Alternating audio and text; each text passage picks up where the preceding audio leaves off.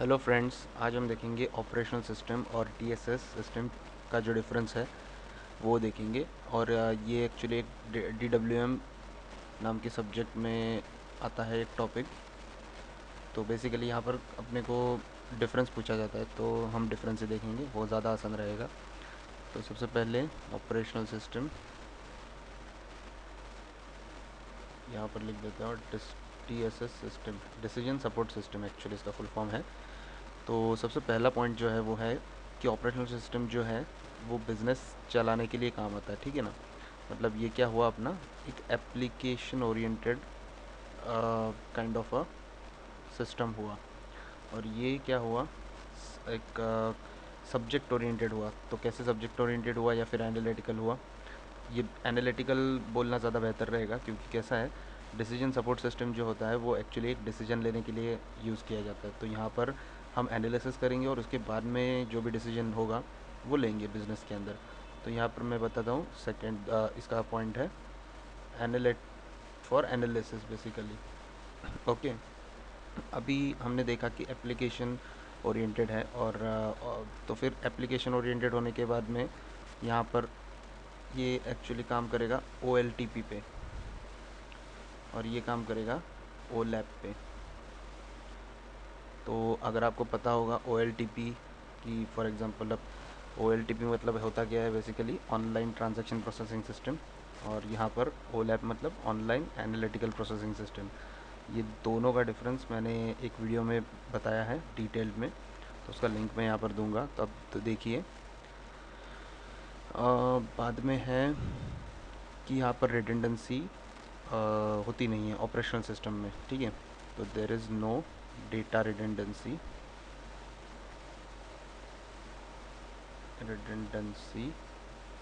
और यहाँ पर रिडंडेंसी होती है।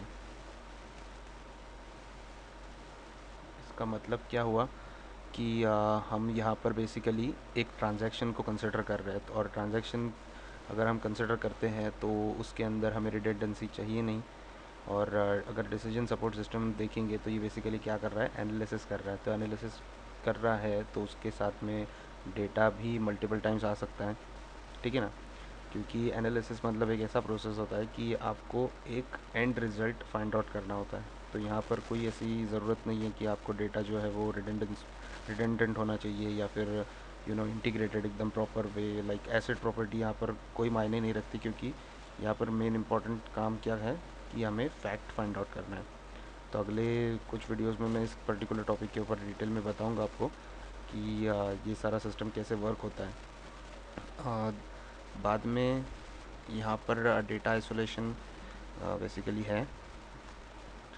तो डेटा आइसोलेशन, ठीक है, और यहाँ पर डेटा इंटीग्रेटेड चाहिए, ठीक है।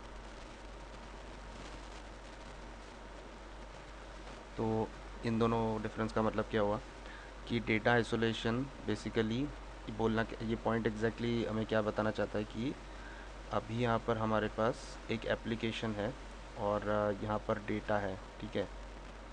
तो और ये यूज़र है।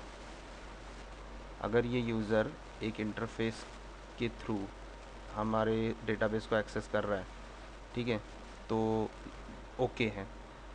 तो इस प्रकार का जो भी एक्शन होगा, यहाँ पर क्या है, बेसिकली यूज़र जो है वो डायरेक्टली डेटा को एक्सेस नहीं कर पा रहा है, उसे एक इंटरफेस के थ्रू ही आना है। और वो इंटरफेस बेसिकली क्या होगा, एक लाइक ऑथेंटिकेशन सिस्टम हो सकता है, या फिर एक कोई भी जहाँ पर यूज़र ऑथेंटिकेशन होगा और उसके बाद में उसको डेटा एक्सेस करने मिलेगा। तो ये बेसिकली डेटा आइसोलेशन पर्टिकुलरली ये पॉइंट है कि डायरेक्ट एक्सेस नहीं होता है डेटा का यूज़र को, एक इंटरफेस के थ्रू या फिर एक एप्लीकेशन के थ्रू ही एक्सेस मिलता है। और यहाँ पर क्या होता है कि एक मैनेजर बैठा होगा यहाँ पर किसी ऑफिस में, और वो डायरेक्टली डेटाबेस को एक्सेस कर सकता है, ठीक है। वो डायरेक्टली डेटाबेस को क्वेरी कर सकता है कि मुझे बता कि लास्ट वीक में कितने ट्रांजैक्शंस हुए थे, लाइक दैट वे।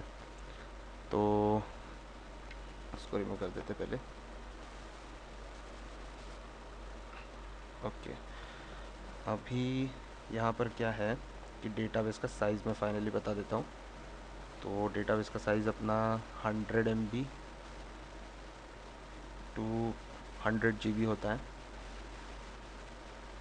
और यहाँ पर डेटाबेस साइज इज़ 100 GB